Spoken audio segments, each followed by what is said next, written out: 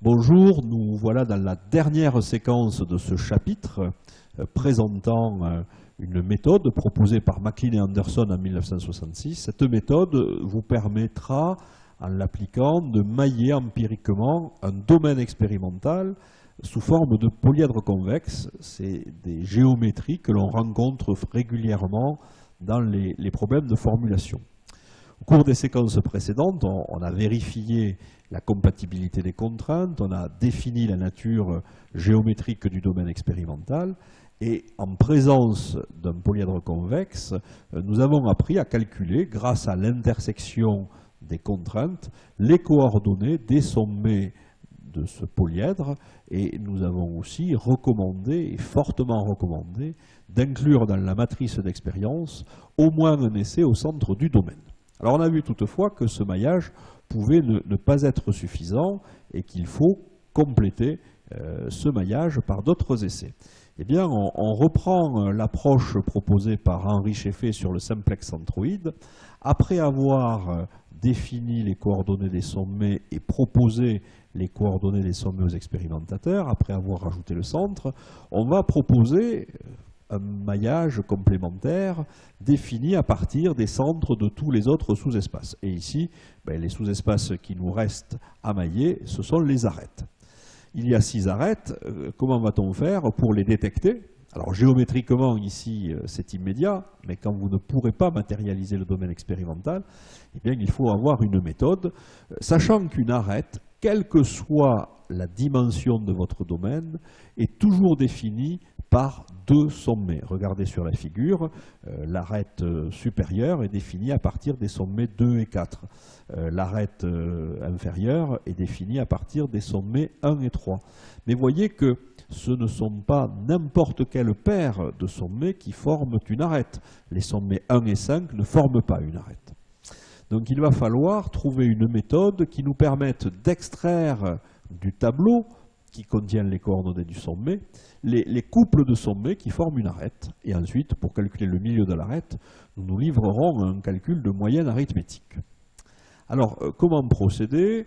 Les arêtes sont définies à partir de 2 sommets qui possèdent Q-2 coordonnées en commun. Donc, si nous sommes en présence de 3 constituants, eh bien, les sommets auront une coordonnée en commun. Ils seront sur une même contrainte. Et cette coordonnée en commun doit appartenir nécessairement, non pas au domaine, c'est évident, mais cette coordonnée doit appartenir à l'ensemble des valeurs des contraintes inférieures et supérieures. C'est-à-dire que si la coordonnée en commun est 0,1, 0,5, 0,6 ou 0,7, vous pourrez considérer que les 2 sommets qui possèdent cette coordonnée en commun forment une arête. S'il y avait une coordonnée en commun égale à 0,2, sur 2 sommets ou plus, eh bien, ces 2 sommets ne formeraient pas une arête. Donc attention à la deuxième partie de la phrase, les coordonnées doivent appartenir à la liste des contraintes individuelles, explicites, inférieures et supérieures. Alors, comment procéder? On va fabriquer des petits tableaux de 2 lignes, puisque un sommet est défini à partir de 2 lignes. Introduisons dans la première ligne le sommet 1. Dès lors qu'il y a un sommet, il appartient à au moins une arête. Et les coordonnées du sommet 1 vont être comparées aux coordonnées du sommet 3. Vous constatez en effet qu'entre le sommet 1 et le sommet 2, nous n'avons jamais des coordonnées en commun. Première colonne 0,1, 0,5. Deuxième colonne 0,7,0,1, troisième colonne 0,2,0,4. Donc le sommet 1 et le sommet 2 ne peuvent pas définir une arête. Le sommet 1 et le sommet 3, par contre, oui. Pourquoi? Parce qu'ils ont une coordonnée en commun, 0,1. Et cette coordonnée fait bien partie de l'ensemble des 4 valeurs ici, 0,1, 0,5, 0,6, 0,7. Par voie de conséquence, le milieu défini par la moyenne arithmétique des proportion des constituants, va définir un 8e mélange qui est un milieu d'arête de coordonnées 0,1, 0,5, 0,4. C'est ce que l'on s'empresse de voir dans le plan de la figure. Et donc nous allons comme ça densifier le maillage à partir de la comparaison, par exemple, du sommet 2 avec le sommet 5, qui eux aussi ont la coordonnée 0,1 en commun. On fait la moyenne et on obtient le milieu d'arête que l'on note 9, que vous voyez apparaître ici. Vous voyez aussi apparaître, tiens, que cette arête est plus courte que la précédente. Et donc, en priorité, ce n'est peut-être pas ce mélange qu'il faut introduire dans la matrice d'expérience. Mais pour le moment, nous sommes en train de mailler le domaine. On proposera des expériences aux expérimentateurs plus tard.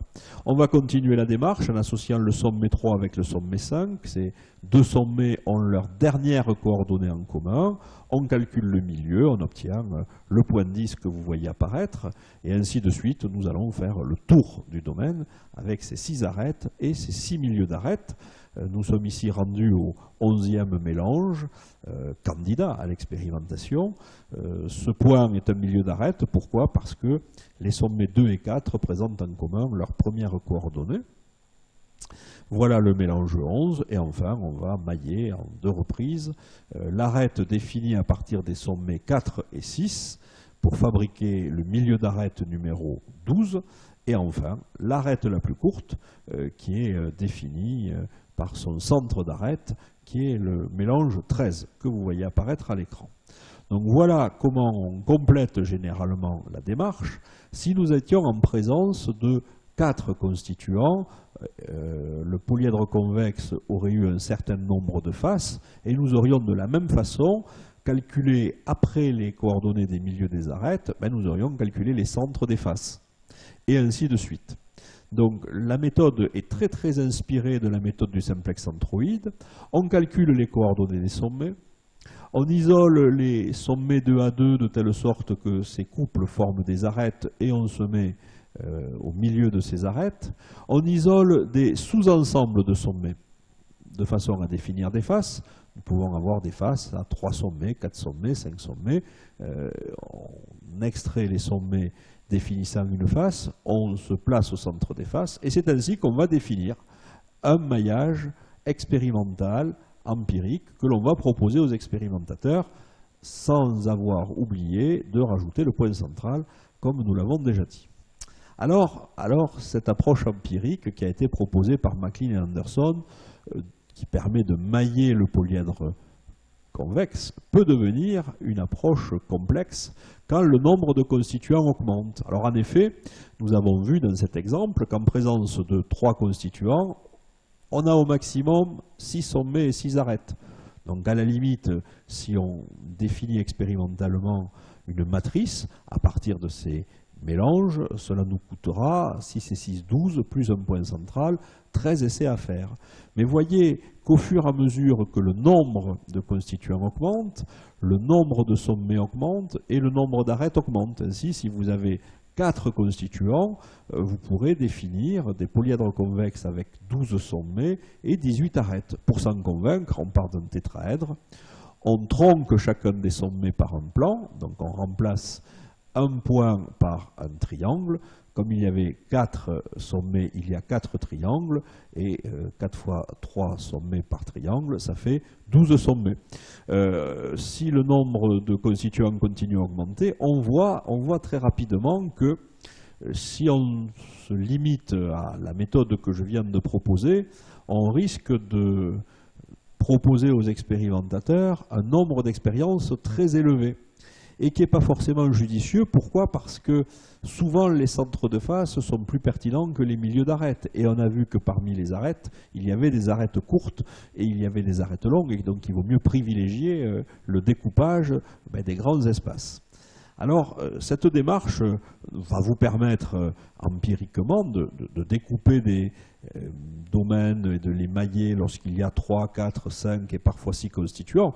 Je vous rappelle que ce que vous voyez à l'écran, c'est le nombre maximum. Mais avec 6 constituants, le nombre maximal de sommets est 6 et le nombre maximal d'arêtes est égal à... Pardon, le nombre maximal de sommets est égal à 60 et le nombre maximal d'arêtes est égal à 150. C'est le nombre maximal. Vous pourrez très bien avoir 12 ou 13 ou 17 sommets dans votre polyèdre convexe. Alors vous voyez, et cela peut paraître très surprenant, il a fallu attendre 1984 et 1986 pour que l'on puisse disposer d'une formule de dénombrement de sommets en fonction de la définition des contraintes. Cette approche proposée par Crozier en 1984 et en 1986 n'a pas été volontairement présentée dans ce chapitre, qui est une introduction au maillage de polyèdre convexe. Elle sera proposée dans d'autres chapitres permettant de prendre en compte un nombre plus élevant de constituants, mais on peut toujours trouver surprenant que cette formule qui donne le nombre de sommets, le nombre d'arêtes, le nombre de faces, le nombre d'hyperfaces, n'ait été proposée en tant que formule générique que très récemment, en 1984 ou 1986, il y a à peine 30 ans. Alors que peut-on dire encore sur cette figure? Eh bien que si vous avez un nombre de constituants égal à 3, à 4 ou à 5, le maillage empirique est réalisable à la main et quoi qu'on puisse en penser, il est souvent de bonne qualité parce qu'il va être empreint de grand bon sens. Au-delà, il est délicat de se livrer au remplissage de tableaux permettant de recenser les sommets, leurs coordonnées, au remplissage de tableaux permettant de calculer les centres d'arêtes et de faces. C'est un travail qui est fastidieux et donc au-delà de 5 ou 6 constituants, eh bien, le logiciel s'impose. Mais dans cette présentation initiale, on peut naturellement se débrouiller sans logiciel jusqu'à 5 constituants sans aucun problème. Alors, faisons un petit récapitulatif des situations. Lorsque nous avons affaire à un polyèdre convexe, si nous avons entre 3 et 5 constituants, eh bien vous pourrez vous contenter de la méthode de maillage empirique proposée par MacLean et Anderson. Et quelle est-elle, cette méthode? Elle consiste à dire retenez tous les sommets. De toute façon, si le nombre de constituants n'est pas très élevé, vous avez vu qu'en présence de 4 constituants, vous aurez tout au plus 12 sommets. Supprimer les milieux des arêtes s'il y a assez de mélanges candidats, sinon retenir les milieux des arêtes les plus longs. On va voir cette notion de mélange candidat et de nombre suffisant de mélanges candidats. Donc en fait, s'il faut supprimer les milieux des arêtes, il ne faut peut-être pas vouloir systématiquement calculer les milieux des arêtes. Il vaut mieux calculer et retenir et privilégier les centres de face. Pourquoi? Parce que par définition, les centres de face sont plus éloignés des milieux des arêtes, sont plus éloignés des sommets, que ne le sont les centres de face. Les milieux des faces, les centres de face, sont plus éloignés des sommets que les milieux des arêtes qui forment ces faces. Et donc par voie de conséquence, vous aurez une meilleure couverture. Et qui plus est, vous sentez géométriquement qu'il y a moins de faces que d'arêtes.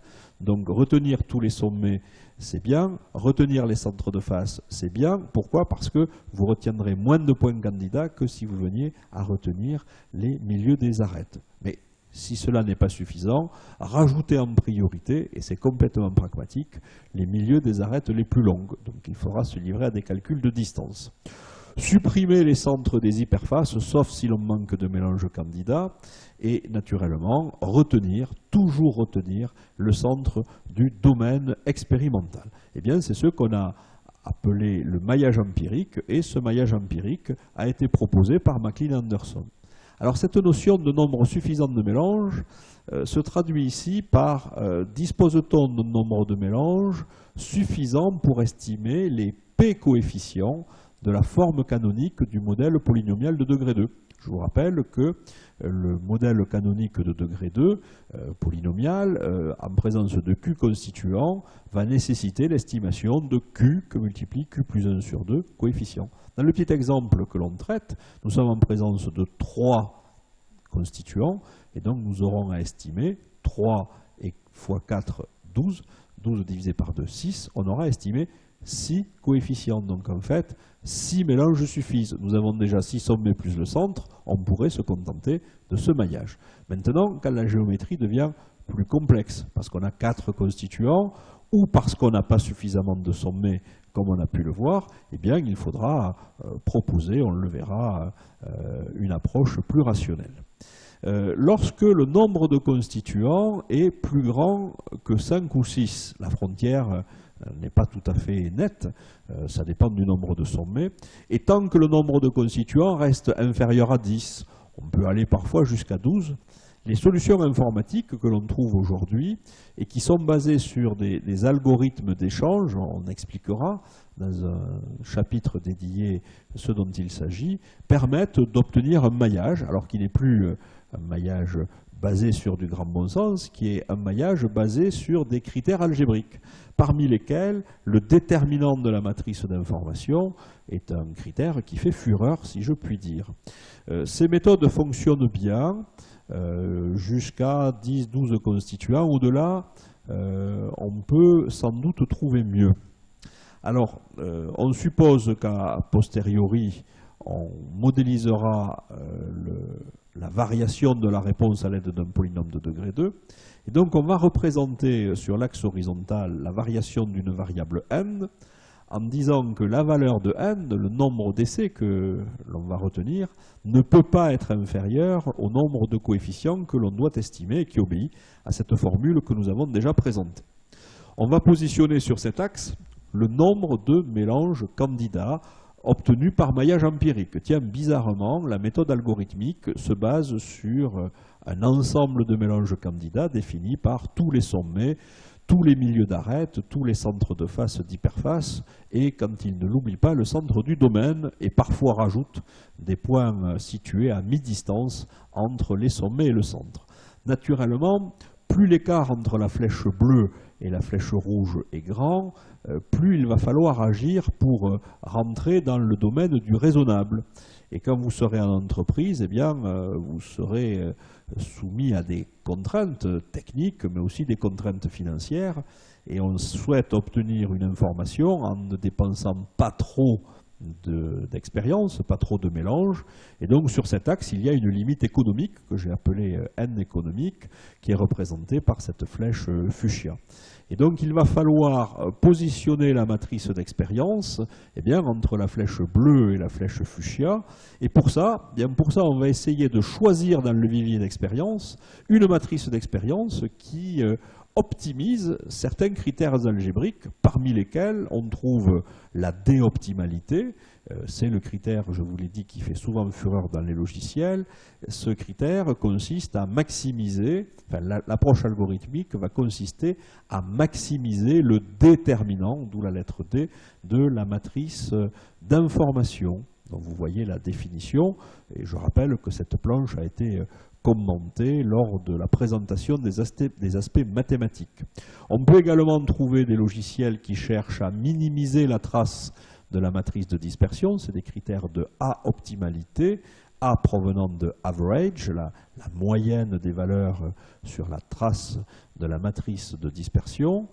Ces deux critères sont relativement similaires, puisque si on maximise le déterminant de la matrice d'information, on va minimiser la trace de l'inverse de la matrice d'information, à savoir la matrice de dispersion. Et puis il y a des critères, alors plus récents dans l'histoire, qu'on appelle des critères de G-optimalité ou de I-optimalité, qui vont porter sur des indicateurs algébriques ou des informations contenues dans la matrice H. H, c'est un projecteur, on en a parlé. Les termes diagonaux s'appellent des leviers, et les leviers représentent quelque part la contribution des expériences dans les prédictions qu'on fait à partir de ces expériences. Et donc le rêve de tout expérimentateur, c'est faire en sorte que toutes les expériences aient le même poids. Eh bien, les critères G et I consistent à uniformiser ou à choisir des expériences dans le vivier expérimental qui vise à uniformiser les leviers. Mais là encore, on fera un chapitre dédié sur ces approches algorithmiques. Alors, nous l'avons dit, les logiciels font essentiellement appel aux critères du déterminant et donc cherchent à maximiser le déterminant de la matrice d'information pour un nombre d'expériences retenues dans la matrice d'expérience.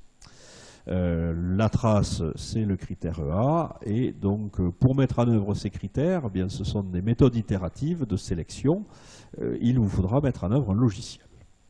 Alors, dernière branche de cette approche de maillage d'un polyèdre convexe, après avoir vu l'approche empirique proposée par MacLean et Anderson, après avoir vu l'approche algorithmique proposée par Ronald Snee, j'ai peut-être oublié de le dire, qui était ingénieur chez Dupont de Nemours aux États-Unis, eh bien, il reste la place à une approche qui semble poindre au début du XXIe siècle en raison de la minimisation des temps de calcul et qui sera sans doute très utile et supplantera toutes les autres méthodes dès lors qu'elle sera implémentée dans les logiciels. Il s'agit de méthodes qui sont purement géométriques, basées sur des constructions uniformes, mais là encore, on patientera sans doute quelques années pour pouvoir disposer sur son ordinateur de la petite application qui permettra de mailler on ne peut plus uniformément avec un budget expérimental donné, eh bien, un domaine expérimental sous forme de polyèdre convexe, et cela permettra en particulier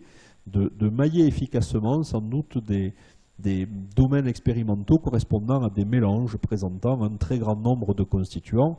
Je pense en particulier pour les céramistes au domaine des verres nucléaires, dans lequel il est parfois courant de prendre plus d'une quinzaine, voire une vingtaine de constituants. Et pour ces approches-là, aujourd'hui, l'approche de McLean-Anderson et l'approche de Snee restent un peu insuffisantes.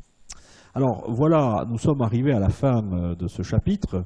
Je rappelle qu'historiquement, nous avons commencé à découvrir des méthodes proposées pour mailler des simplexes, des figures qui présentaient un nombre de sommets égal au nombre de constituants, en 1966, et à condition de se limiter à des espaces définis par les variations de 2, 3, 4, 5 et parfois 6 constituants.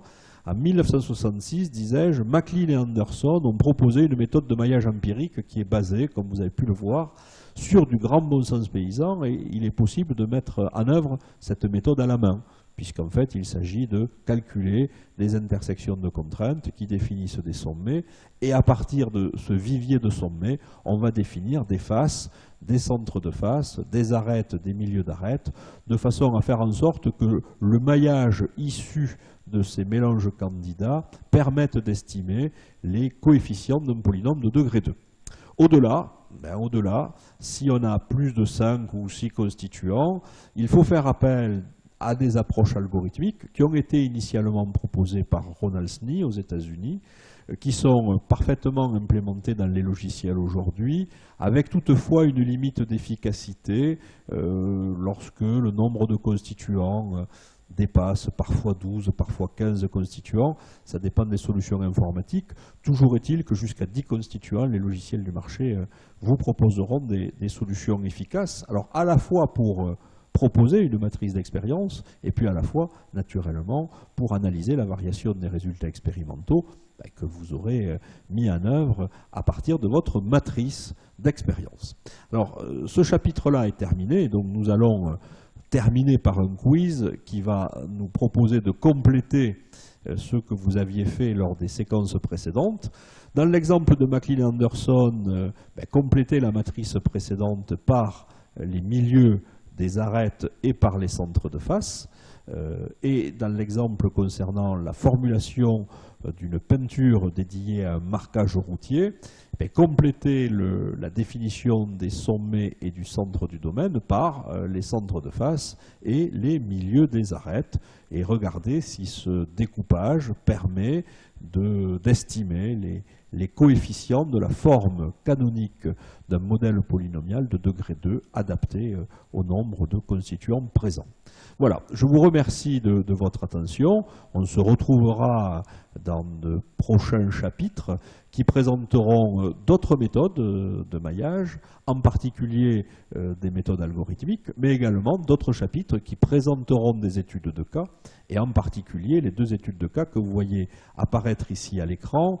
D'une part, l'exemple de McLean-Anderson, parce qu'il s'agit de l'exemple fondateur, l'exemple historique de maillage et d'exploitation des résultats dans un polyèdre convexe, et puis ensuite, pourquoi pas, l'exemple de marquage routier, de façon à voir différents secteurs industriels.